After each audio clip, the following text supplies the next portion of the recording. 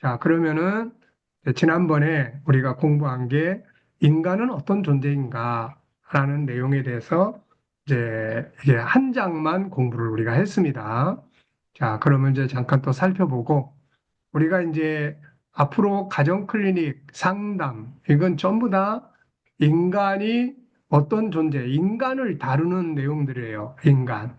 자녀도 인간이고 뭐 또 부부도 인간이고 그렇기 때문에 인간을 치료하고 교육하고 하기 위해서는 인간이 어떤 존재인가를 이제 알아야 된다 하는 내용이에요. 그래서 인간은 천하보다 귀한 사람이다. 그러면 이제 인간이 천하보다 존귀한 이유. 자, 이 성경은 인간이 천하보다 존귀한 자다라고 하는 것으로부터 시작을 해요.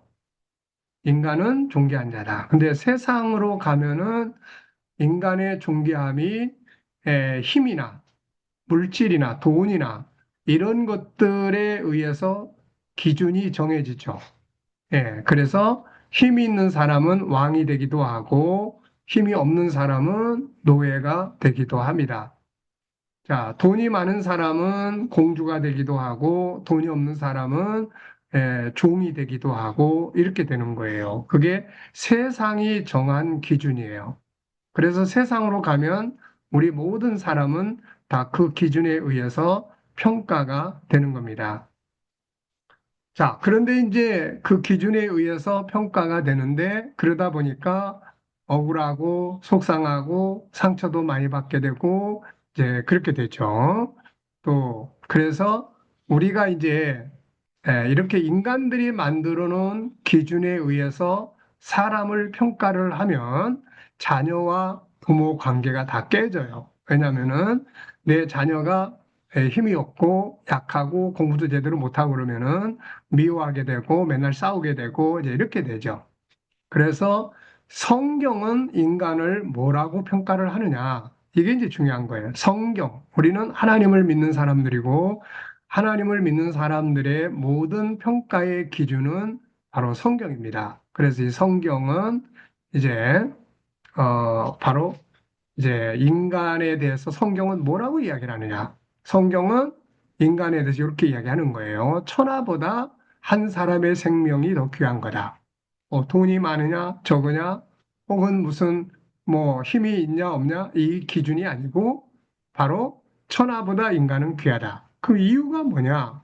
이렇게 세 가지란 말이에요. 하나는 존재하는 배경. 그래서 하나님이 우리를 선택하셨고, 그리고 우리를 사랑하시고, 하나님이 우리를 기뻐하시고, 우리를 필요로 해서 우리를 창조하셨다.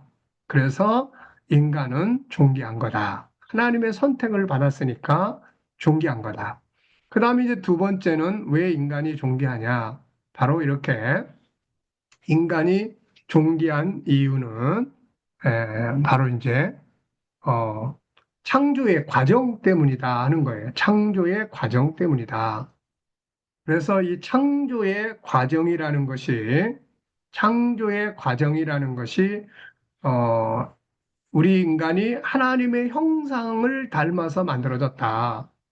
그래서 인간이 존귀하다는 거예요. 하나님의 형상대로 만들어졌기 때문에. 그러면 하나님의 형상이라는 건 뭐냐? 그것은 바로 내 영혼이라는 겁니다. 영혼, 영혼. 그래서 사람은 육체, 흙으로 만들어진 육체가 있고 하나님을 닮은 영혼이 있다는 거예요. 그래서 이 영혼 때문에 영혼은 영원한 것이고 육체는 흙으로 돌아가는 것이고 그래서 인간이 영혼 때문에 인간이 가치가 있고 존귀한 존재다 하는 겁니다. 자, 그래서 인간의 하나님의 형상대로 만들어진 것은 어떻게 만들어진 거냐? 흙이 아니고 영이다. 이제 그 이야기예요. 그래서 영으로 만들어진 인간은 두 가지를 해야 되는데 하나는 하나님과 하나가 되는 일. 이게 신앙생활이에요. 그래서 하나님과 하나 되는 것. 가지가 나무에 붙어 있지 않으면 떨어지면 죽지요. 그래서 이 가지와 나무의 관계처럼 인간과 하나님의 관계는 떨어질 수 없는 관계예요. 그래서 하나님과 가까워질수록 인간은 내면의 세계가 영원히 건강해지는 겁니다. 그 다음에 또 하나는 우리의 영혼 속에는 하나님을 닮은 성격이 들어있어요. 성격. 하나님을 닮은 특성들이 들어있습니다. 우리의 육체 속에 여러 가지 기능이 있듯이 우리 영혼 속에 이 하나님을 닮은 이 특징들이 들어있어요. 이게 바로 능력이고 이게 세상을 다스릴 수 있는 권세예요, 이게. 그래서 우리가 하나님과 하나 될 뿐만 아니라 이 다섯 가지의 하나님을 닮은 영역을 연구하고 훈련하고 개발을 해야 합니다. 이걸 이대로 살아가면 문제가 없어요. 근데 이게 이대로 살아가지 못할 때 마음이 상하고 병들고 그래서 심리 질병에 시달리게 되는 거예요. 자, 그래서 여기 이제 두 번째는 인간이 하나님을 닮은 존재로 영원히 만들어졌기 때문에 귀한 거다. 그 다음에 세 번째는 이제 인간이 존재하는 이유. 세상의 모든 것은 살다가 죽으면 끝난다. 이렇게 생각을 해요. 이렇게. 근데, 사람은 죽어서 끝나는 게 아니라 하나님의 나라로 돌아가서 영생을 누리게 된다. 없어지는 게 아니다. 천국에서 영생하기 위해서 이 땅에 태어나고 그리고 우리에게 주어진 삶을 사는 거다. 그래서 인간이 영원히 천국에서 살기 때문에 인간은 존귀한 존재다 하는 거예요. 그래서 이 세상은 힘이나 물질에 의해서 인간의 가치를 평가하지만 성경은 하나님을 닮은 영혼 때문에 인간이 존귀하다. 그래서 창조의 배경, 하나님의 선택과 하나님의 계획, 그 다음에 하나님을 닮은 존재, 그 다음에 천국에 돌아가 영원히 사는 존재이기 때문에 인간이 천하보다 귀하다 하는 거예요. 그렇다면 이제 중요한 게 뭐냐? 내 안에 들어있는 보물, 다시 말하면 영혼 속에 들어있는, 그러니까 영혼의 기능은 두 가지라고 그랬어요. 하나는 영혼의 기능은 하나는 하나님과 하나 되는 것이고 또 하나는 하나님이 우리 안에 담아주신 바로 그 이제 하나님이 우리 안에 담아주신 하나님을 닮은 특징들을 개발하고 훈련을 해야 돼요. 이걸 가지고 세상을 다스릴 수가 있기 때문에 그런 것입니다.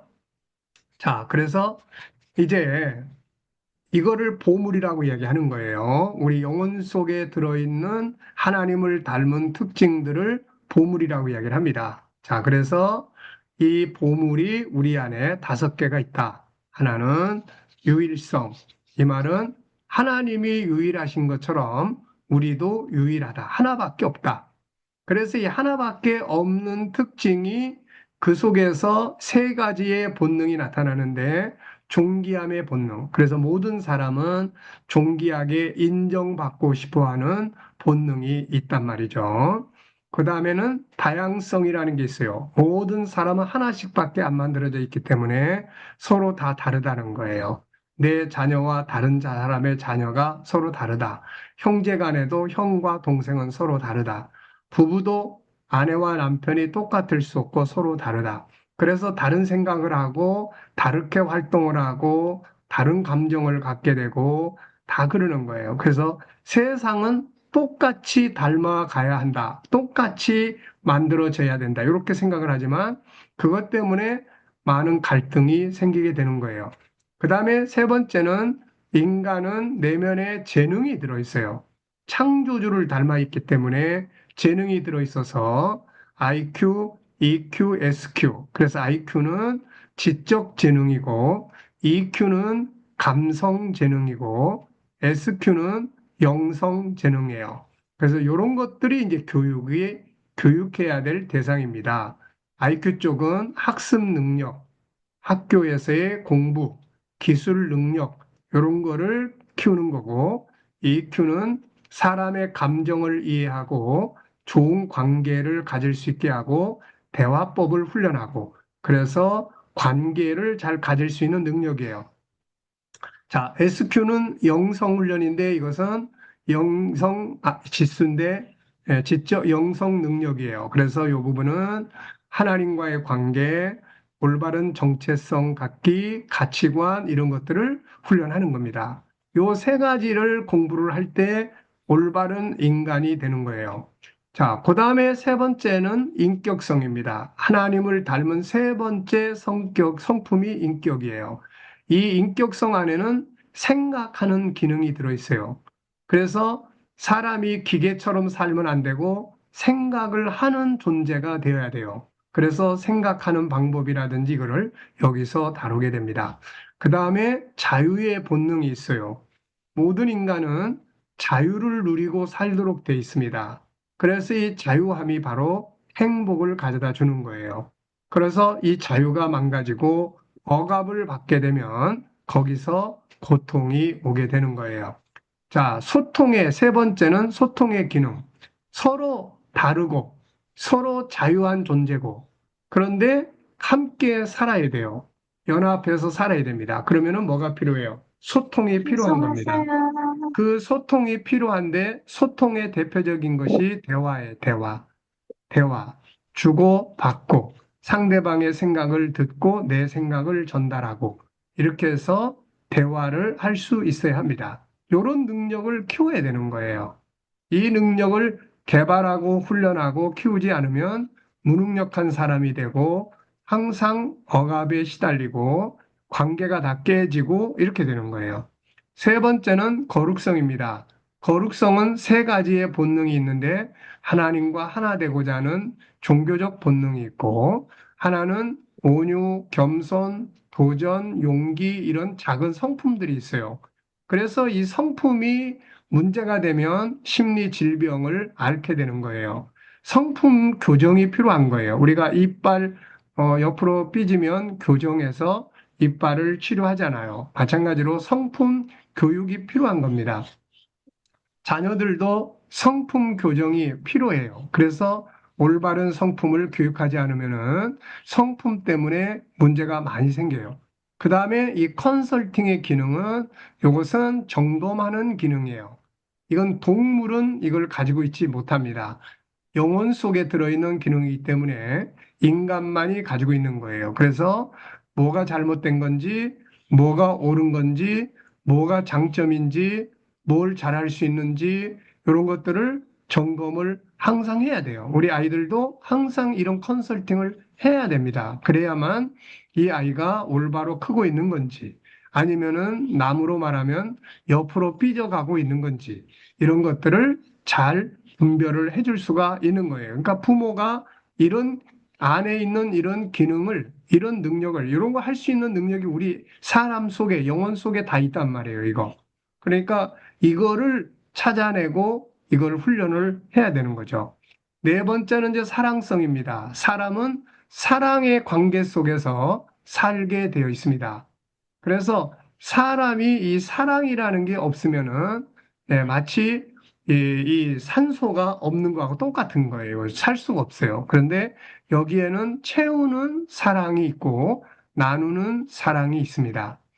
뭘 채워야 되느냐는 창세기 1장 27절부터 28절까지가 잘 설명을 하고 있는 거예요. 그 다음에 사랑이 채워지지 않으면은 사람이 지쳐버립니다. 마치 물은 안 솟아나는데 있는 물을 계속 퍼주면 나중에 물이 없어지고 메말라지게 되겠죠. 그 다음에는 나누는 사랑이 필요한 거예요. 자, 다섯 번째는 이제 영원성입니다. 영원성이에요. 요 영원성의 성격이 우리 안에 있는 거예요. 하나님이 영원하신 것처럼 우리 인간도 영원한 특성을 가지고 있어요. 그러면 이제 영원성이라는 건 천국에서 영원히 살고자 하는 본성인데요. 여기서 세 가지의 본능이 우리 안에서 꿈틀대는 거예요. 하나는 내 생명은 소중하고 내 삶은 중요하다는 것 이거예요. 그럼 어떻게 해서 내 생명을 소중히 여길 줄 알고 내 삶을 소중하게 여길 줄 아느냐? 이거를 우리가 잘 공부하고 훈련을 해야 되는 거예요.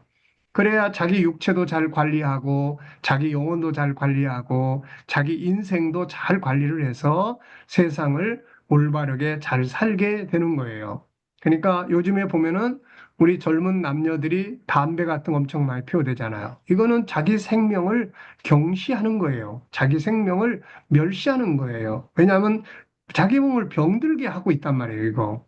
그리고 자기 삶이 조금 힘들다고 해서 자기 삶을 포기하거나 자기 삶을 우습게 여기거나 비관적으로 살거나 부정적으로 사는 것도 자기 삶을 소중히 여기지 못하는, 그래서 이런 것들이 결국은 후회로 다가오는 거고 인생을 망치게 되는 거예요. 그래서 생명을 소중히 여기는 방법 이런 거 다 훈련을 해야 합니다.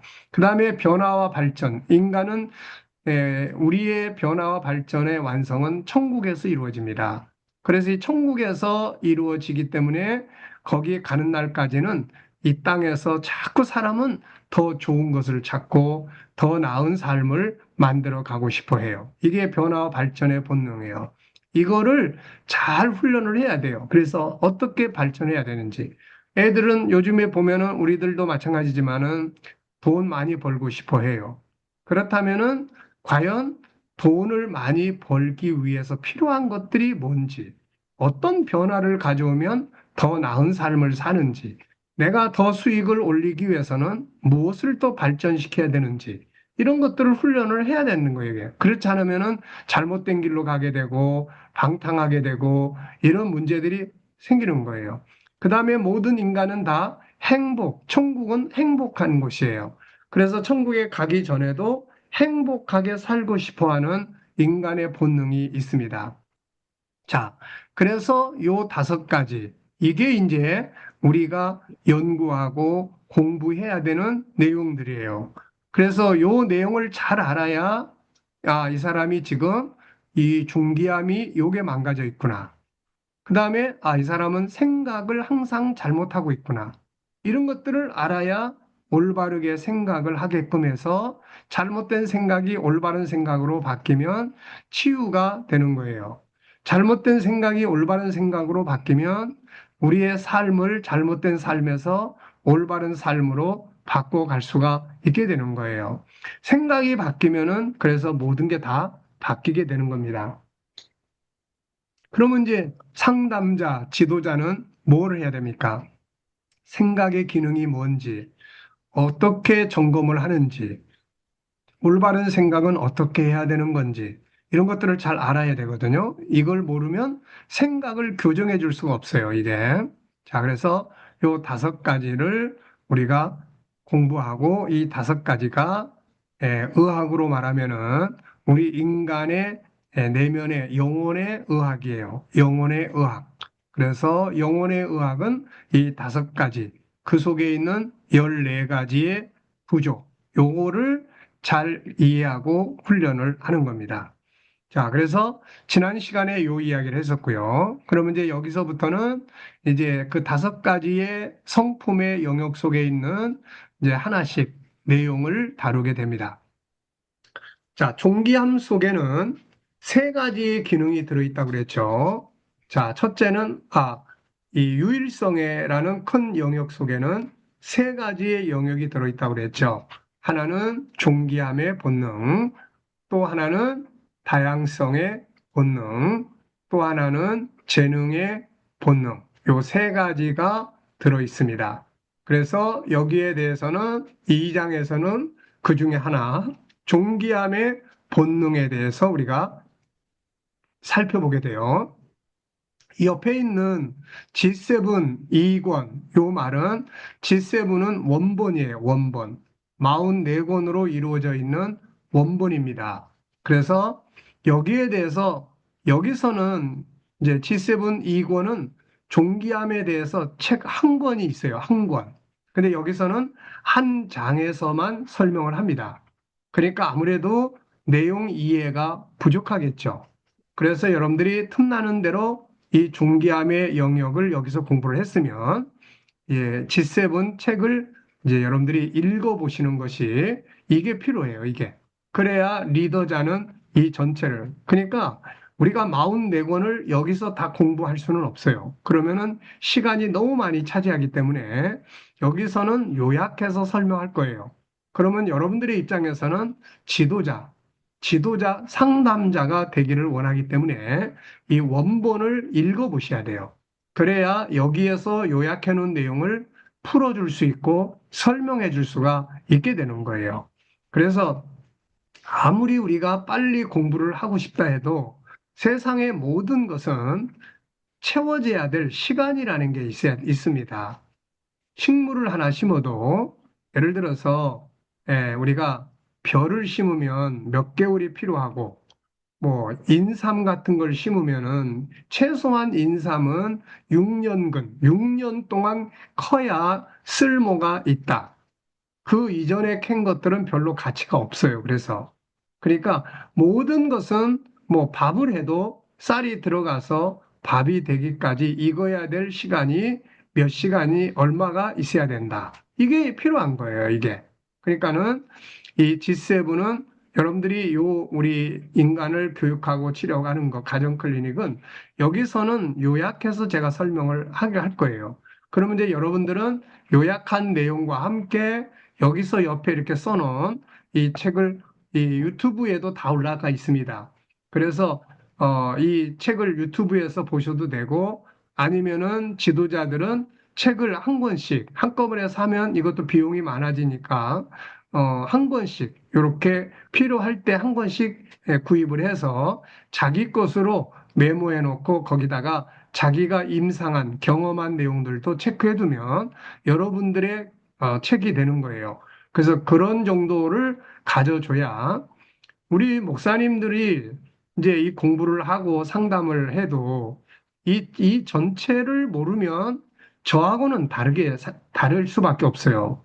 제가 상담에 대해서 다른 분들보다 상담이 더 효과 있게 할 수 있는 것은 이런 내용을, 이 원본을 제가 다 알고 있기 때문에 그런 거예요. 원본을. 그러니까 틈나는 대로 여러분들이 여기서 존귀함의 본능, 한 장에서 공부한 것으로 다 그치지 마시고, 이 원본에서 꼭 참고를 하시기 바랍니다. 자, 우리 영혼 속에 항상 이걸 기억하세요. 우리 인간은 육체와 영혼으로 구성되어 있어요. 이 중에서 육체는 흙으로 만들어진 거고, 영혼은 하나님을 닮은 하나님의 형상대로 만들어진 거예요. 그래서 육체는 의학이 발전해 있어요. 의학이. 그래서 육체 속에는 뭐 어떤 구조가 들어있는지 사람들이 다 알아요. 뭐 위, 대장, 뭐 심장 다 압니다. 이걸 보기 때문에 사진으로 찍을 수도 있고, 이 다 찍을 수도 있고, 다 볼 수도 있어요. 근데 인간의 영혼도 이런 구조가 있단 말이에요. 하나님을 닮은 구조. 근데 이거는 눈에 보이는 구조가 아니에요. 그래서 하나님을 닮은 구조인데, 하나님이 5가지의 큰 특성을 가지고 계셔서 이거를 우리가 닮았단 말이에요. 그 중에 하나가 하나님은 유일하시다. 성부, 성자, 성령 하나님은 유일하시다. 그래서 우리도 하나밖에 없는 특징을 닮았다. 그 말이에요. 그러면 하나밖에 없다면 하나밖에 없는 것의 특징들이 뭐냐? 이렇게 3가지의 특징이 있단 말이에요. 이거를 본능이라고도 이야기를 합니다. 자, 첫째는 존귀함의 본능이에요. 하나밖에 없기 때문에 자기가 알아요. 그래서 스스로 나는 존귀한 자야. 그러니까 무시당하고 비교당하고 이런 것들을 인간은 못 견뎌 하는 겁니다. 왜냐하면 인간은 존귀하게 인정을 받아야 되는 존재로 만들어졌어요. 그래서 하나님도 우리를 존귀한 존재로 인정을 하신다는 거예요. 천하보다 귀한 존재로. 근데 세상은 그렇지가 않다는 거예요. 그래서 무시당하고 업신여기고 그러다 보니까 상처를 받게 되고 그게 심해지면 분노가 일어나고 여러 가지 심리 질병이 일어나게 되는 거예요. 그 다음에 2번째가 다양성이라는 게 있어요. 다양성. 하나씩밖에 없어. 남편도 하나, 나도 하나. 우리 자녀를 내가 5명을 낳았어도 서로 다 다르단 말이에요. 육체는 쌍둥이면 육체는 똑같이 보여요. 그러나 내면에 있는 영혼은 하나씩밖에 없기 때문에 서로 다른 거예요. 그래서 영혼은 하나님에 의해서 창조돼서 오는 거고, 육체는 엄마 아빠를 닮아서 오는 거예요. 그렇기 때문에 육체는 비슷하지만 그 내면의 영혼은 각자 서로 다르다는 거예요. 그래서 다르다는 거예요, 서로. 다르기 때문에 다른 소리 하는 거고. 근데 다 이렇게, 우리 자녀하고 부모는 달라요, 서로. 그런데 부모는 자녀가 딴소리 한다고 야단치고 싸우고 이렇게 되는 거예요. 그래서 올바른 관계가 형성되려면 서로 다른 소리를 할 때 그거를 인정할 줄 알아야 된단 말이에요. 그걸 존중할 줄 알아야 되는 거예요. 너하고 나는 다르기 때문에 그렇게 생각할 수도 있겠다. 그래, 그 생각도 훌륭하다. 그러면서 이제 함께 공동체가 살아가기 때문에 조율을 할 수 있어야 되는 거예요.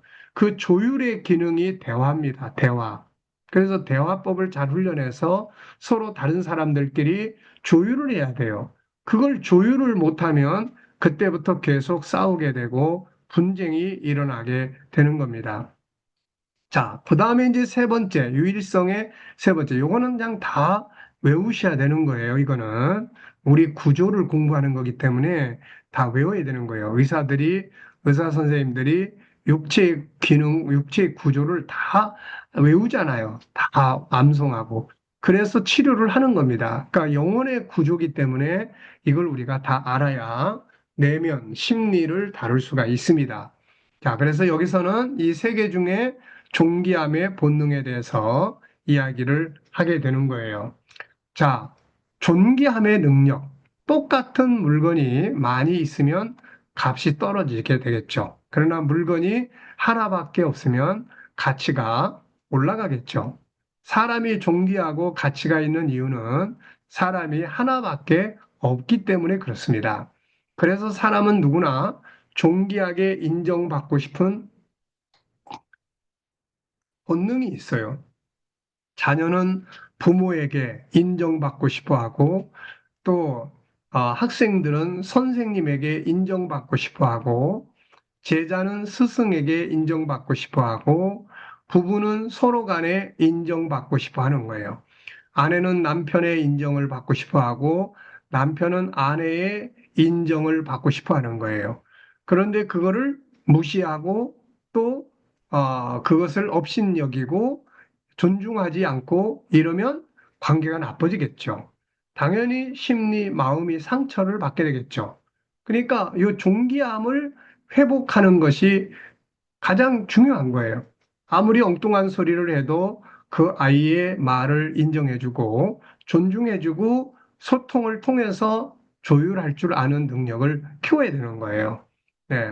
그래서 무시하고 업신여기고 그러면 대화를 안 하죠. 그래서 대화의 벽이 생기고 관계가 깨지게 되고 이렇게 되는 거예요. 화를 상대방이 내더라도 상대방이 화를 낼 때는 상대방이 화를 낼 수밖에 없는 이유가 있다는 것을 존중해 줘야 되거든요.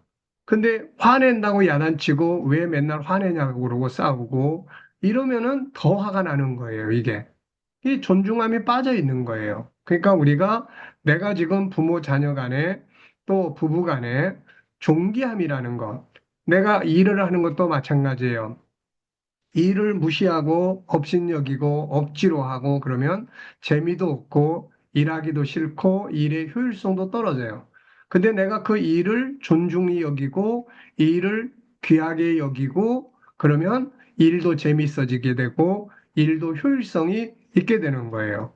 우리가 식물을 하나 키워도 내가 그 식물을 얼마나 존중히 여기고 소중히 여기느냐에 따라서 잘 클 수도 있고 병들어 죽을 수도 있고 이렇게 되는 겁니다. 그래서 이런 부분들을 우리가 잘 알고 인정을 해야 돼요.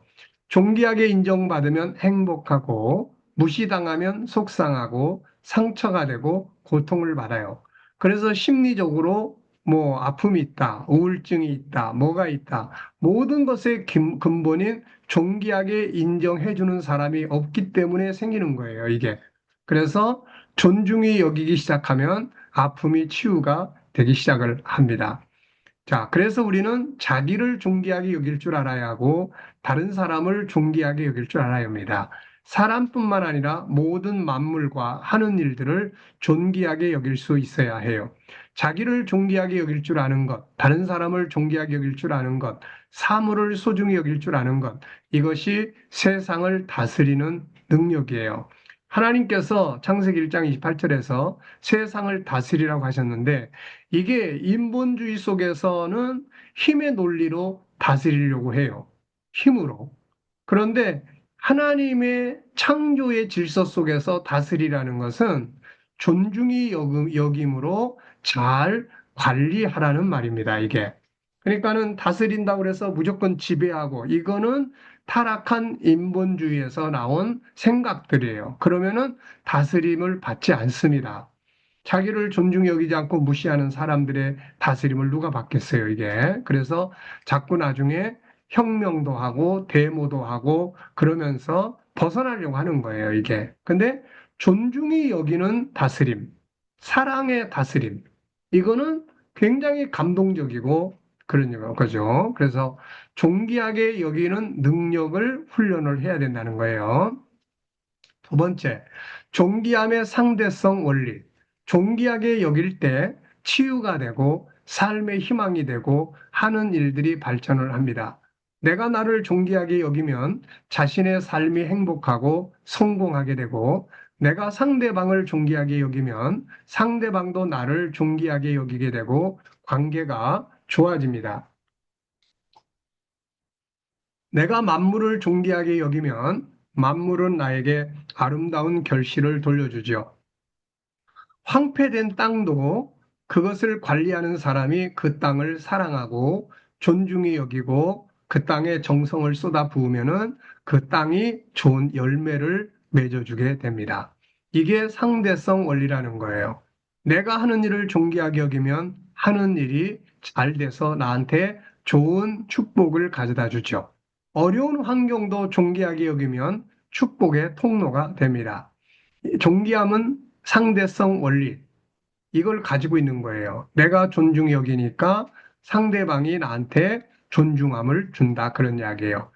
이게 이제 사무엘상 2장 30절에 하나님이 직접 하신 말씀이에요. 나를 존중히 여기는 자를 내가 존중히 여기고 나를 멸시하는 자를 내가 경멸하리라. 그러니까 하나님도 하나님 자신을 존중히 여기는 자들에게 은혜를 베푸시고 존중히 여기시는 거예요.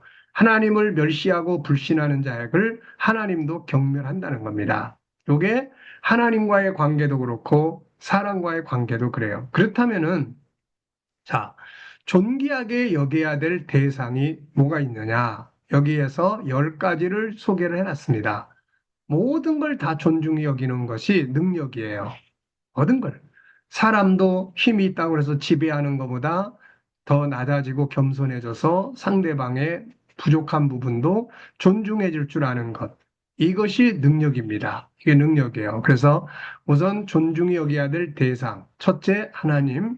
둘째, 나 자신. 셋째, 상대방. 넷째, 우리의 환경. 다섯째, 업무. 여섯째, 자연. 일곱째, 작은 것. 보잘것없는 것. 그 다음에 일곱째, 가치와 훈계. 예, 여덟째네요. 그 다음에 우리가 지켜야 될 질서. 그 다음에 아픔, 상처. 이런 것조차도 내가 소중히 여기면 나를 성공하게 만들어주는 동기가 되는 거예요. 자, 심지어 마음의 아픈 상처까지라도 존귀하게 여기면 그것이 인생의 큰 복이 됩니다. 그 다음에 그러면 존귀하게 여기는 방법이 뭐냐? 이거는 여러분들이 다 외우셔야 되는 부분이에요. 존귀하게 여기는 방법. 그러면 어떻게 존귀하게 여길 수 있을까? 존귀하게 여기는 방법은 12가지입니다. 이것을 언어로 사용하고 행동으로 움직이면 정말 많은 변화가 일어나고 세상을 다스리는 중요한 능력이 됩니다. 자, 존귀함의 의미가 이렇게 12가지를 적어놨어요. 이렇게. 그러니까 존귀하게 여겨야 되는데 어떻게 하는 게 존귀하게 여기는 거냐. 이게 이제 중요하잖아요. 자, 우선은 스스로 가치를 인정해 주는 거예요. 내가 상대방과의 관계, 아니면 나 자신과의 관계, 인간은 4가지 관계 속에서 살게 돼 있죠. 우리가 지금 토요일 날 관계 교실에 대해서 공부를 하고 있잖아요. 인간은 4가지 관계 속에서 살게끔 돼 있어요. 첫째는 하나님과의 관계, 두 번째는 나 자신과의 관계, 세 번째는 다른 사람과의 관계, 네 번째는 세상, 사물, 직장, 직업과의 관계예요. 아이들은 학교 공부와의 관계입니다. 그러니까 이렇게 스스로 요 12가지를 아까 G7 원본에서는 하나씩 하나씩을 다 설명을 해놓고 있어요. 근데 여기서는 이거를 요 통째로 요것만 소개를 하고 있는 거예요. 그러니까 이제 이거를 여러분들이 내용 하나하나를 이해를 해야 이제 이렇게 이제 상담하고 훈련하고 할 수 있는 거거든요. 그래서 원본을 꼭 읽어봐라 하는 겁니다. 자, 스스로 당신은 존귀한 자야. 저 사람은 존귀한 자야. 이걸 인정할 수 있는 능력을 키워야 돼요. 그 다음에 두 번째, 존중이 여기는 건 늘 감사하게 생각하는 거예요. 감사. 세 번째는 예의를 지켜주는 겁니다. 예의. 약속도 잘 지키고, 신뢰할 수 있고, 겸손하고, 상대방을 높여주고, 존중히 여겨주고, 예의. 그 다음에 존재의 의미를 잘 이해를 해야 하고, 서로 다르다는 것을 인정해주고, 그 다음에 상대방에 대해서 깊이 이해력을 키워야 돼요. 상대방의 마음, 상대방이 가지고 있는 환경, 이런 것들을 잘 이해를 해야 됩니다. 그 다음에 소중히 여기는 거예요. 중요하게 여기는 거죠. 그 사람이 꼭 필요하다는 것, 그 사람이 없으면 안 된다는 것, 그 사람의 수고를 인정해 주는 거, 이런 거예요. 그 다음에 그 사람을 높이고 자랑하고 칭찬하는 거예요. 아끼고 보호해 주는 거고, 배려하고 격려하고 기다려 주는 거예요. 그 다음에 그가 가지고 있는 재능을 찾아서 발전시켜 주고 개발시켜 주는 거예요. 그리고 최선을 다해서 성실한 관계를 가져야 합니다. 그 사람을 존중한다 그러면서 약속도 어기고 제대로 지켜야 될 것도 안 지키고 그러면 그 사람을 존중히 여기는 게 아니라 우습게 여기는 것이 되겠죠. 이런 사람들하고 관계를 잘 가질 수가 없겠죠. 그 다음에 올바로 활용합니다. 그 사람이 나한테 준 것, 나한테 맡긴 것, 혹은 하나님이 나한테 주신 것, 또 누군가가 나한테 준 것, 선물, 아름다운 것들, 내가 누구한테 선물을 줬는데 그 사람이 그거를 막 아무데나 갖다 팽개쳐 놓으면 그거는 나를 우습게 여기는 행동이 되는 거예요. 그래서 요 12가지는 우리가 중요한 거기 때문에 이거는 항상 옆에다 두고 읽고 살펴보고 그래서 가능하면 이런 것들은 꼭 이렇게 카드 같은 걸 만들어 가지고 그 카드를 늘 들고 다니면서 외우고 하는 것이 도움이 돼요. 자, 여기서는 존귀하게 여겨야 될 대상을 다시 한번 소개했습니다. 우선 하나님, 우리가 마음을 다하고 목숨을 다해 사랑하고 존귀하게 여겨야 될 첫 번째 대상은 하나님이죠. 하나님을 존귀하게 여기는 방법은 여기서는 응용을 했어요, 다. 12가지 위에 있는 방법을 하나님께는 이렇게 첫 번째로 하나님을 제일 중요하게 첫 번째 가치로 여겨야 한다. 둘째, 그분을 인정하고 가까이 하고 소통한다. 셋째, 그분의 것들을 존귀하게 여긴다. 주신 직분, 은혜, 은사. 넷째, 그분을 칭송하고 자랑하고 높인다. 나의 소중한 것들을 가지고 그분을 섬긴다. 이런 것들이죠. 예배, 기도, 헌신, 순종, 그분의 뜻을 성취하는 거예요. 자, 그 다음에 이제 나 자신을 존중히 여기는 건데요. 세상을 승리하기 위해서 다음으로 존귀하게 여겨야 될 대상은 바로 자기 자신입니다. 자, 우리 KDM에서는 자기 존중법 15가지를 굉장히 중요하게 다룹니다. 그래서 이 15가지 자기 존중법도 할 수 있는 대로 많이 읽고 활용해 보고 오늘은 내가 1번을 활용해 보고 오늘은 2번을 활용해 보고 다음 날은 또 3번을 활용해 보고 요렇게 요거는 활용을 해야 될 내용들이에요. 저는 이런 걸 다 외우고 있습니다. 다 외우고, 그 다음에 내가 직접 해보고, 그러니까 이게 효과가 있는 거예요, 이게. 그래서 나와의 관계도 그렇지만은 다른 사람들을 치료하고 상담할 때도 이게 치료 방법들이에요, 이게. 그래서 첫째는 자신의 존귀한 가치를 인정을 한다. 네, 맨날 외치는 거예요. 나는 존귀한 사람이야. 앞으로 여러분들도 하루에 5번씩 아침에 요걸 외치고 밖으로 나가보세요. 나는 존귀한 사람이다. 왜 존귀하냐? 이 세 가지 이유가 있잖아요. 돈이 많아서 존귀한 게 아니고 그건 세상의 가치관이에요. 성경은 내가 존재의 배경, 하나님 나를 선택하셨고 사랑하고 기뻐하시고 하나님이 나를 원하셔서 필요해서 세상에 보내셨기 때문에 내가 존귀한 자다. 나는 하나님을 닮은 내 안에 세상을 다스릴 능력이 있다. 나는 세상을 다스릴 수 있는 사람이다. 그리고 나는 천국에 돌아가서 영원히 살 사람이다. 그래서 나는 존귀한 사람이야. 요거를 외치는 거예요. 우리가 내가 꼭 살아가고 싶은 내용은 말로 선포하는 게 중요해요. 왜냐하면 그 말로 선포하는 것을 이제 내 뇌가 기억을 합니다. 그래서 뇌를 훈련을 해야 돼요. 뇌는 우리가 하는 말, 우리가 보고 듣는 정보들을 저장을 해요. 그래서 내가 하는 말이 나는 존귀한 존재야. 이 말을 내가 계속 들으면 내 신경 조직 자체를 존귀하게 살 수 있는 구조로 만듭니다. 그래서 맨날 한숨 쉬고 나 같은 거 그러면 뇌가 그 사람을 그렇게 만들어 가요, 이게. 그렇기 때문에 우리가 어떤 말을 하느냐 하는 것은 굉장히 중요한 거예요. 그래서 자, 자기의 존귀한 가치를 인정하고 매일 5번, 10번씩 속상하고 힘들 때마다 나는 존귀한 사람이야. 이거를 계속 외치는 거예요. 그러면 그게 내면의 치료에 효과를 가져다 줍니다. 그 다음에는 자기와 인사하는 거예요. 자기 자신과 인사하는 겁니다. 그래서 자기 자신과 아침에 일어났을 때 인사하고 수시로 우리는 다른 사람하고만 인사하는 것을 생각을 하는데 나 자신을 내가 인정하는 가장 중요한 방법이 바로 나 자신과 인사하는 겁니다. 그리고 존귀한 언어를 사용할 수 있어야 돼요. 존귀한 언어는 나를 빛나게 하고 또, 이 잘못된 언어는 나를 망치게 하는 요인이 돼요.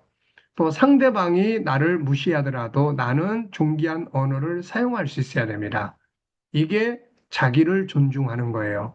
자기가 하고 있는 업무 속에 있는 존귀한 의미를 찾아야 돼요.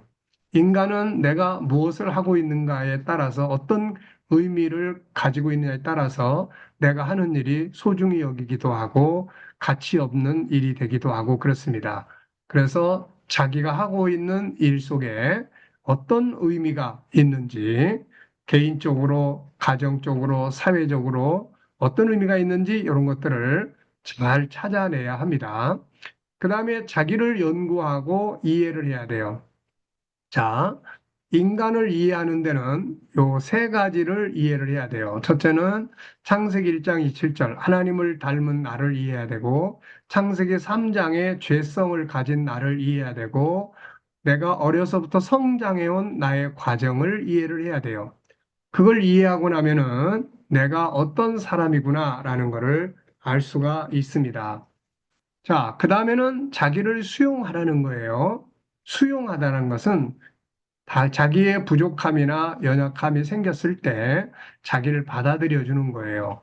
다른 사람들이 나를 무시할 때 그래도 너는 괜찮아 그러면서 자기를 수용하는 거예요. 그리고 자기에 대해서 항상 희망을 갖는 겁니다. 왜냐하면은 우리 인간 속에는 하나님을 닮은 하나님의 형상이 있기 때문에 이게 존귀한 자예요. 이게 능력이에요. 그래서 항상 뭔가 부족해도 희망을 갖는 게 중요합니다. 다른 사람도 마찬가지예요. 그 사람이 못난 짓 많이 해도 그 속에 하나님의 형상이 들어있기 때문에 그 사람에 대한 희망을 갖고 가는 게 중요합니다. 그 다음에는 자기에 대해서 사랑 고백하는 것이 굉장히 중요해요. 다른 사람에게만 아니라 내가 나에게 내가 널 사랑해. 내가 너를 얼마나 사랑하는지 알지. 나는 너를 사랑해. 그리고 자기 자신을 사랑하는 고백이에요. 위로, 자기 스스로를 공감하고 지지하고 격려하고 그 다음에 감사하고 칭찬할 줄 알아야 됩니다. 사람이 자꾸 자기가 못하는 것만 생각하면 나중엔 살기가 싫어져요. 근데 그래서 사람은 항상 잘하는 것도 있고 못하는 것도 있어요. 그래서 잘하는 걸 찾아서 항상 칭찬할 줄 아는 것이 중요합니다. 그 다음에는 자기와 대화하는 것이 아주 중요하죠. 자기하고 수시로 대화하는 거예요. 성경에서 자기하고 대화를 가장 잘한 사람이 다윗입니다. 그래서 그 다윗은 항상 자기와 이 대화를 많이 했어요. 그래서 내 영혼아, 자기가 힘들고 지쳐 있을 때는 내 영혼아, 내가 어찌하여 낙심하느냐? 너는 하나님을 바라라. 이렇게 권장하고 있고, 그 다음에 또 자기가 잘 될 때는 내 영혼아, 여호와의 은혜를 잊지 마라. 자기 영혼과 대화를 하는 거예요, 이렇게. 그리고 때로는 자기에게 편지도 써보는 게 좋습니다. 자기를 편지 속에서 자기를 위로하고 격려하고 또 칭찬하고 자서전, 이런 거예요. 그 다음에 12번째는 자기를 항상 충전해야 합니다. 자기 개발, 재능 개발, 쉴 수 있는 시간, 이런 걸 통해서 항상 충전도 필요한 거예요, 이게. 셀프 치유하는 방법, 하나님과의 파트너십 강화하고 다양한 치유 방법, 상담, 환경의 변화, 운동, 행복 프로그램 사용하는 거, 자기 존중법 사용, 여행, 좋아하는 것 하기, 잘하는 거 하기. 그래서 이런 것들을 통해서 치유하는 방법을 스스로 터득해 가야 돼요. 내가 마음이 아프다. 그러면 누군가 딴 사람의 위로만 생각하면 더 상처가 됩니다. 그래서 자기 스스로가 치유할 수 있는 능력을 키워야 돼요. 네 번째는 자기 것을 찾아서 소중히 여겨야 돼요. 자기에게 있는 것. 불행한 사람과 행복한 사람의 차이는 불행한 사람은 항상 없는 것만 생각을 해요. 자기한테 없는 것만. 나는 왜 이런 게 없을까? 그런데 행복한 사람은 항상 자기 것을 찾습니다. 그리고 자기에게 있는 것을 소중히 여기고 발전시키죠. 그러면 자기 것이 그 사람을 행복하게 만들어주는 거예요. 손이 없으면 발을 가지고 삶을 만들어 나가고, 발이 없으면 손을 가지고 훈련해서 자기의 삶을 만들어 나가는 거예요. 항상 없는 것, 모자란 것, 부족한 것, 자녀를 볼 때도 항상 부족한 것, 모자란 것만 보면 자녀가 미워지게 되고 좋은 말이 안 나가고 나쁜 말이 나가게 되고 그렇게 되는 거예요. 근데 자녀의 좋은 점들을 찾아요. 항상 잘하는 점, 애쓰는 점, 훌륭한 점을 찾아서 그걸 존중히 여기고 하고 싶은, 할 수 있는 것들을 찾아서 지지해주고 이러면은 야단칠 일이 별로 없습니다. 자, 15번째는 행복 프로그램 짝이에요. 그래서 우리가 일만 죽으라고 해서는 안 됩니다. 그러면 나중에 지쳐버려요. 그래서 자기의 행복 프로그램이 있어야 합니다. 부부가 행복하게 사느라면 부부의 행복 프로그램이 있어야 돼요. 그리고 가정이 행복하려면 가정의 행복 프로그램이 있어야 돼요. 우리가 돈 벌고 하는 게 다 행복하게 살기 위해 사는 건데 막상 돈은 열심히 버는데 그 가정이나 개인이 행복하게 살아가는 프로그램이 없어요. 이러면은 결국은 돈이라는 것은 아무리 많이 가져도 만족하게 해주지 못해요. 그냥 살아가는데 필요해서 얻으려고 하는 것뿐입니다. 그러니까는 그걸 가지고 어떻게 행복하게 살 거니? 돈이 많아야만 되는 게 아니에요. 10,000원이 있으면은 10,000원 가지고 행복하게 사는 방법을 만들어야 되고, 1,000원이 있으면 1,000원 가지고 행복을 만들어가는, 행복하게 사는 방법을 만들어 갈 수 있어야 됩니다. 이게 바로 능력이에요, 이런 게. 자, 그래서 요 15가지도 우리가 꼭 외우고 자세하게 알고 이해를 해야 돼요. 그러면은 자연스럽게 상담해 줄 수 있고, 이렇게 한번 해보세요 해서 요 방법들이 굉장히 효과적이에요, 이게. 자, 세 번째는 이제, 그러니까 하나님, 나, 그 다음 다른 사람이에요. 이번에는 다른 사람들을 존중하는 방법을 살펴보자. 부부, 부모와 자녀, 동료, 이웃들과의 관계가 존중의 관계가 될 때 성공할 수가 있죠. 자, 그래서 인간, 다른 사람 관계를 가질 때 그 사람이 잘났느냐, 못났느냐, 능력이 있냐, 없냐가 아니라 저 사람도 존귀한 사람이야. 이거를 기본적으로 인정하는 훈련을 해야 돼요. 저 사람도 존중이 여겨야 될 존귀한 사람이야. 왜? 하나님의 형상을 가지고 있으니까. 이게 아직 제대로 발전되지 않아서 못난 모습들이 많이 나타나는 거예요. 그래서 저 사람도 존귀한 사람이다. 이거를 인정해야 돼요. 자, 마음에 안 드는 사람이 있으면 그 사람하고 관계를 잘 갖기 원하면 맨날 이걸 선포하세요. 저 사람도 존귀한 사람이야. 왜 존귀하지? 세 가지 이유. 하나님의 선택, 그 다음에 하나님의 형상, 그 다음에 천국에서 영원히 살 사람. 이게 내 속에서 의식화돼야 관계를 잘 만들어 갈 수 있어요. 두 번째는 상처받지 않도록 하기 위해서 먼저 내 안의 내면을 강화해야 돼요. 이것을 면역성 혹은 방어 훈련이라고 이야기를 합니다. 다른 사람과 관계를 잘 가지려면은 내 안에 방어 훈련이 잘 돼 있어야 돼요. 그래야 상처를 안 받고 좋은 관계 가질 수 있어요. 세 번째는 함께 성공하기. 나만 성공하는 게 아니라 그래서 상대방의 성공을 도와야 돼요. 상대방의 성공을 저 사람이 뭘 하는가 봐서 그 사람의 한 일을 돕는 거죠. 네 번째는 신뢰성을 쌓습니다. 믿을 수 있는 사람으로 이제 가는 거죠. 그 다음에 다섯 번째는 상대방의 성공을 도와라. 앞에 있는 이야기와 비슷한 건데요. 요거는 목표고 요거는 실천 사항이에요. 그 다음에 여섯 번째는 다름을 인정해라. 그 사람만의 생각과 가치, 다름을 인정하는 거예요. 대부분의 갈등과 문제는 다름을 인정하지 않는 데서 발생을 하는 겁니다. 그 다음에 비교하지 않는 거, 단점보다는 장점을 찾아서 발전시켜주기. 항상 단점. 자녀가 부모를 볼 때는 항상 단점만 보여요. 그런데 단점만 지적을 하면 자녀가 숨쉬기가 힘들어집니다. 부모를 대하기가 힘들어져요. 그런데 이 어떤 자녀도 장점을 찾기 시작하면 장점이 다 있어요. 그래서 항상 대화를 할 때 먼저 장점을 찾아서 지지해주고 인정해주고 장점을 찾아서 칭찬해주고 그러면은 이 단점도 개선이 되는 거예요. 그래서 문제가 있는 자녀를 고치고 싶으면 절대로 문제에 집중하지 말고 장점에 집중을 해라. 이게 원칙이에요. 자, 상대방의 마음과 아픔 치유하기. 무시와 책망보다는 칭찬과 좋은 점 찾아서 감사하기. 항상 좋은 점을 먼저 찾아야 돼요. 약한 점을 지적하기보다 그래서 내가 필요한 사람이다 해서 약한 점을 담당해 주는 거예요. 이게 기독교 정신입니다.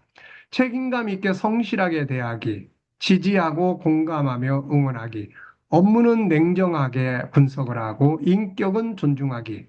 어떤 일을 잘못했을 때 그 문제 사건은 함께 뭐가 잘못됐는지를 살펴볼 수 있지만 그러나 인격은 무시하면 안 된다.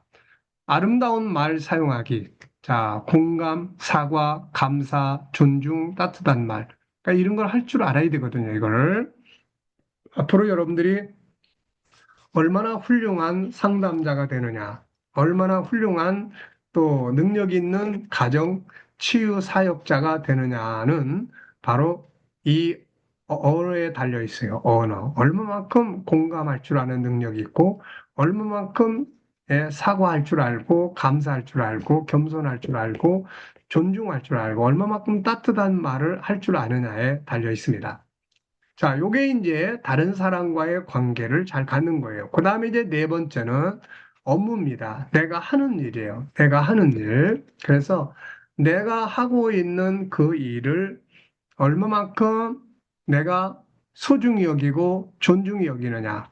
세상은 가치, 물질의 가치가 지배하고 힘의 논리가 지배를 해요. 그래서 사람들은 항상 뭐 높은 일, 높은 자리에 있는 일은 존중하고 그냥 그렇지 않은 일들은 무시하고 그냥 업신 여기는 경우가 굉장히 많아요, 이게.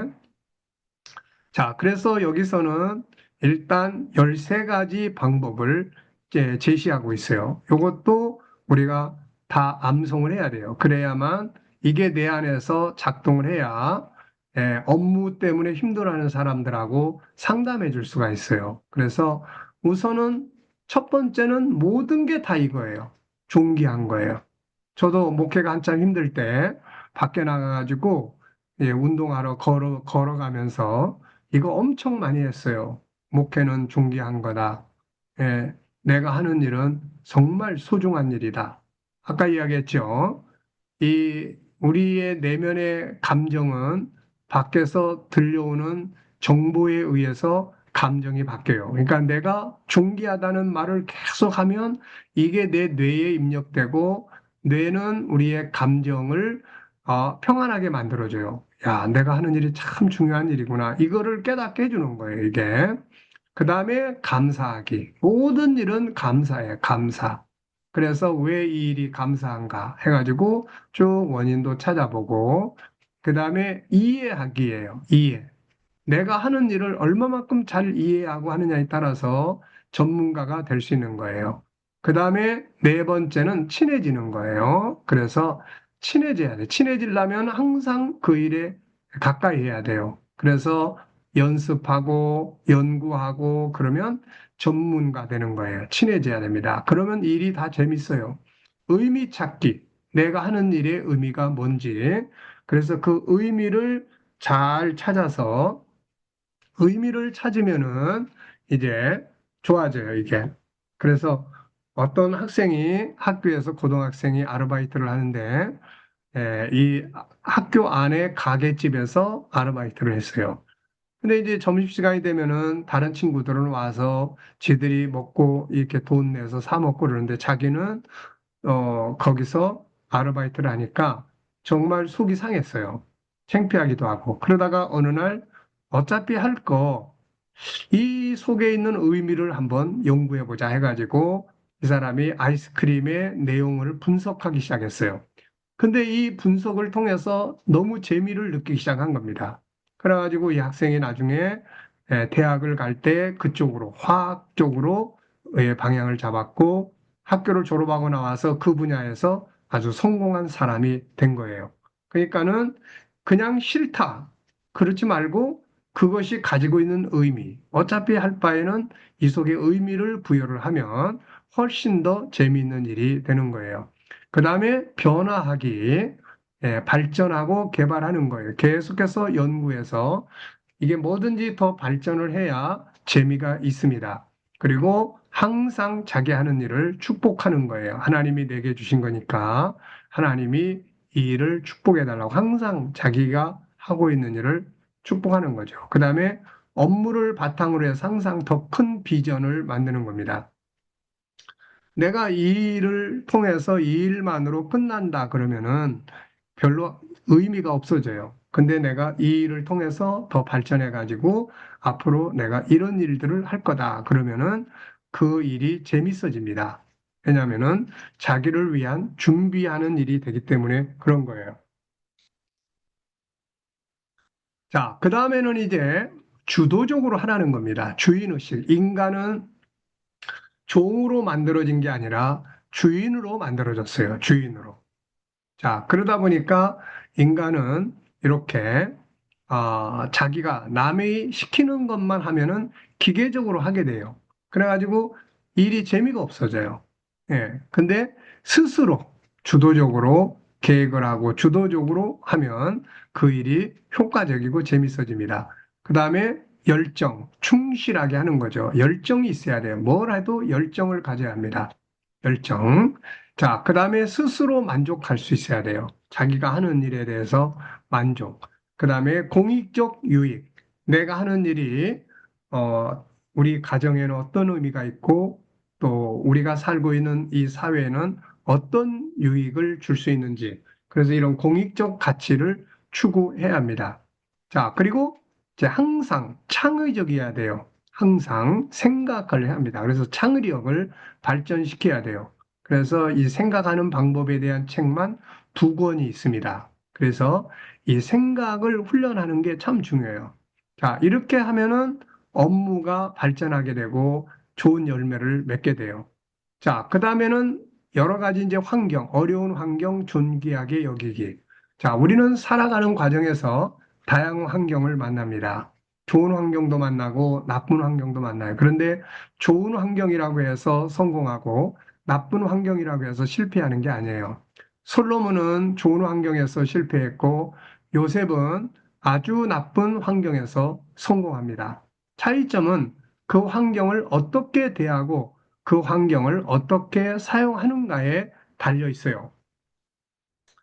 모든 것은 동전의 양면과 같습니다. 그래서 좋은 환경에도 두 면이 있어요. 부정적인 면이 있고 긍정적인 면이 있고, 나쁜 환경에도 긍정적인 면이 있고 부정적인 면이 있어요. 그럼 항상 부정적인 면만 생각하고 사는 사람들은, 부정적인 면만 생각하면은 그쪽하고 친하게 지내면 아무리 좋은 환경이라도 실패하게 되는 거예요. 근데 아무리 어려운 환경이라도 긍정적으로 생각하고 그 안에 있는 긍정적인 부분하고 친하게 지내면 그 나쁜 환경이 그 사람을 성공하게 만들어주죠. 자, 아무리 나쁜 환경이라도 그 환경을 존귀하게 여기고 소중히 여긴다면 오히려 그 환경이 나를 존귀하게 만들어주고, 좋은 환경이라도 그것을 존중하지 않는다면 그 환경 때문에 실패하게 됩니다. 나쁜 환경이라도 다음과 같이 존중하게 되면 승리의 도구가 돼요. 그래서 이 환경에 대한 존중법입니다. 이거는. 그래서 이것도 우리가 다 잘 기억을 해 두셔야 돼요. 자, 우선은 환경 속에 있는 보물을 찾아라. 그 환경의 장점, 긍정적인 부분, 어려운 환경이 와서 더 기도할 수 있다. 그러면 그게 장점이죠. 어려운 환경이 왔지만은 뭔가 하나님의 뜻이 있을 거다. 이렇게 생각하는 건 장점이에요. 그리고 뭔가 어려운 환경 속에서 왔기 때문에 내가 더 낮아져야 되겠다. 내가 더 겸손해야 돼. 그러면 이런 게 다 장점이에요. 그리고 감사하고 사랑하고 적극적으로 수용해라. 이게 수용하지 않으면 힘들어요. 근데 어려운 환경이라도 수용을 딱 하는 순간 좋아지게 됩니다. 요셉이 애굽으로 노예가 돼서 팔려갔지만 그는 이렇게 살았어요. 그 환경을 형님들 원망하지 않고 빨리 수용을 했죠. 그래가지고 승리하게 된 거예요. 자, 재능 사용의 기회로 삼기. 그래서 어려운 문제를 극복하기 위해서 열심히 하다 보니까 자기도 모르게 자기의 또 다른 재능들이 개발이 되기 시작을 합니다. 그리고 하나님의 뜻을 찾는 거죠. 하나님 왜 이를 허락하셨을까? 요셉이 만약에 형제들이 날 팔아먹었어. 그러면 굉장히 견디기 힘들었을 거예요. 그런데 형제들이 날 팔아먹었어. 이렇게 생각하지 않고 하나님이 왜 이를 허락하셨을까? 하나님의 뜻이 뭘까? 그러다 보니까 마음의 분노도 가라앉게 되고 살아갈 수 있는 힘과 용기가 생기게 됐던 거죠. 자, 그 다음에 이 승리의 말씀들이 있어요. 성경 속에는 승리의 말씀들을 암송하는 겁니다. 로마서 8장 28절, 하나님을 사랑하는 자, 그 뜻대로 부르심을 입은 자들에게는 모든 것이 합력하여 선을 이룬다. 창세기 1장 28절, 세상을 다스려라. 빌립보 4장 13절, 내게 능력 주시는 자 안에서 내가 능치 못함이 없다.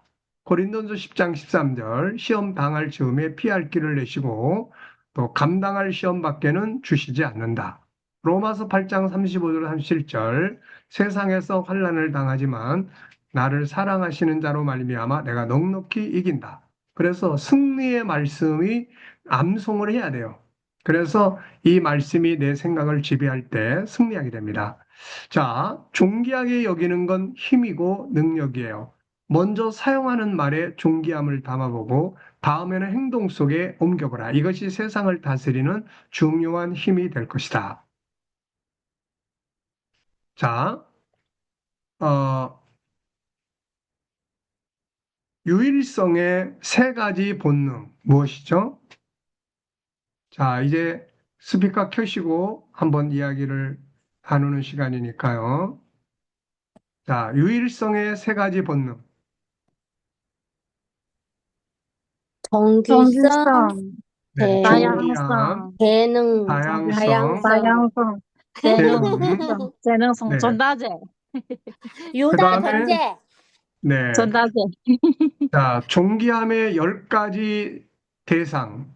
네, 요거는 지나가셔도 돼요. 모든 것이 다 존귀하게 여겨야 될 대상이에요. 존중함이 있으면 치유가 되고 회복이 되는 거예요. 자, 존귀함의 12가지 방법. 자, 요거를 이제 교수님도 같이 요런 걸 이제 외우셔야 돼요, 이거. 자기 아, 존중법 15가지, 그다음에 다른 사람 존중법 15가지, 업무 존중법 13가지, 어려운 환경에서 승리하는 방법 6가지. 자, 이제 요 내용을 잠깐 끄고요.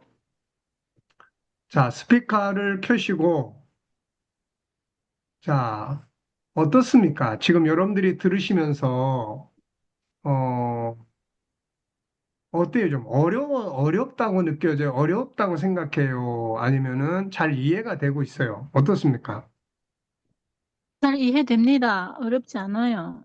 네. 근데 그 외우는 거 좀 시간 걸릴 것 같아요. 그렇죠. 외우는 네, 게, 저도 처음에 이거 외울 때, 종이에 이렇게 써가지고 다니면서, 이렇게 운동하러 걸을 때도 외우고, 또 뭐 차 운전할 때는 앞에다가 이제 붙여놓고, 그리고 나서, 이제 뭡니까?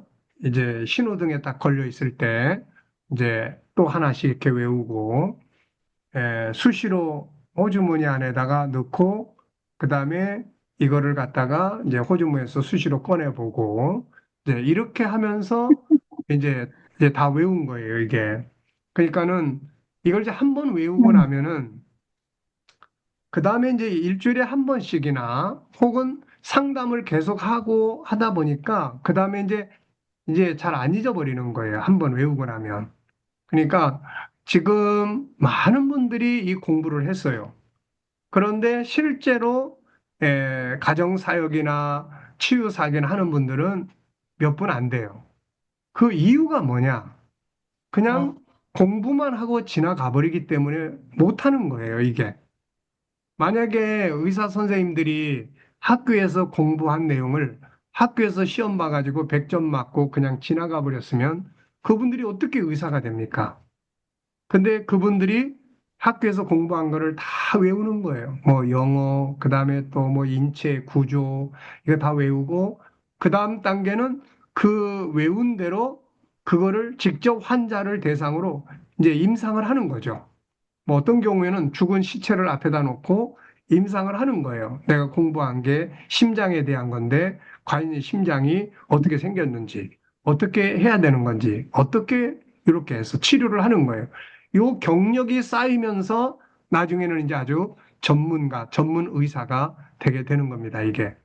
그러니까는, 이런 공부는 그냥 예를 들어서 우리가 정체성 공부다. 그러면은 그 정체성 공부는 그냥 공부하고 지나가면 돼요. 근데 이거는 사람을 치료해야 돼요. 여러분들이 이제 우울증 환자가 왔어요.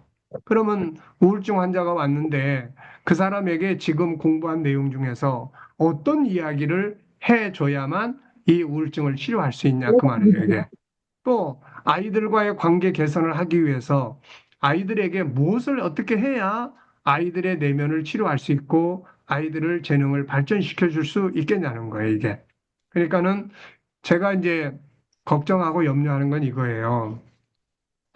지금 여러분들의 삶이 굉장히 바쁘고 피곤한 삶이에요, 이게. 한국에 오셔가지고 정착을 하고 또 생활을 유지해야 되고 이러다 보니까 그래서 굉장히 또 열정도 있고 그래서 저도 이제 원래 제가 심우하던 교회를 이제 은퇴를 했기 때문에 그래서 이런 열정이 있는 분들, 그다음에 교회를 키워보고 싶은 그런 마음이 저한테도 간절하게 있는 거예요. 근데 이제 중요한 건 이겁니다, 이제. 제가 아무리 이제 열정을 가지고 도와주고 뭘 어떻게 하려고 해도 이제 결국은 여러분들이 할 줄 알아야 된다는 거죠. 여러분들이 할 줄 알아야 되는 거예요. 그래서 이제 8월 첫 주간에 제가 이제 거기 가서 만나면은 앞으로 구체적으로 여러분들이 뭘 하고 싶은 건지 이제 그래야만 그 분야에 대한 공부를 더 집중적으로 하게 할 수가 있단 말이에요. 이게 지금 그냥 2, 3년 동안 이게 이제 시간이 흘러가면서 공부만 다 했다 해가지고 뭐가 되는 건 아니란 말이에요, 이거. 무슨 말인지 아시겠죠? 자, 네, 그래서 네. 일단은 이제 뭐 두 번째 다음 단계에 넘어가기 전에 일단은 이 오늘 공부한 거 있잖아요. 오늘 공부한 거. 네, 존귀함의 12가지 방법, 그다음에 자기 존중법, 그다음에 다른 사람과의 관계법, 그다음에 업무, 업무 존중 여기는 방법, 그다음에 환경의 방법. 요거를 이렇게 카드, 종이에다가 카드 있잖아요. 카드. 두꺼운 카드에다가 적으세요. 일단은. 요번 한 주간 동안 적어가지고 이제 그거를 일단은 들고 다니는 것부터 시작을 하세요. 하실 수 있겠습니까? 네, 할 수 목사님, 있습니다. 뭐 적으라 했는지 죄송해요. 잘 못 들었습니다. 자, 여기 아까 이제 우리가 이제 그거 봤잖아요. 내용. 자, 내용 봤는데, 자, 내용을 보셨는데, 또. 여기서 이제 중요한 게 이런 거예요. 뭐, 유일성의 세 가지 뭐 이런 게 아니, 존귀함의 10가지 대상 이런 거는 뭐 굳이 외울 필요 없고, 자, 존귀함의 12가지 방법. 요거 이야기했죠. 요거. 그 다음에 자기 존중법 15가지, 다른 사람 존중법 15가지, 그 다음에 업무 존중법 13가지, 그 다음에 어려운 환경에서 승리하는 방법 6가지. 요거를 이제 이 책에 있는 것은 소용이 없어요. 이게.